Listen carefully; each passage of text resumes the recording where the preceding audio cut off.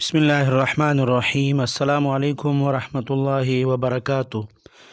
محترم سامعین، سرفرست عالمی مجلس تحفظ ختم نبوت لاہور پاکستان شریعت کونسل پنجاب کے امیر پیر طریقت رہبر شریعت حضرت مولانا قاری جمیل الرحمن اختر صاحب قضاء الہی سے انتقال کر گئے ہیں۔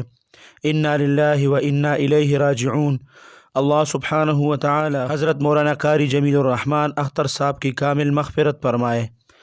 محترم سامعین، ان کی نماز جنازہ آج 17 مارچ بعد نماز عشاء 9 بجے جامع مسجد امن باغبان پور جی ٹی روڈ لاہور میں ادا کی جائے گی۔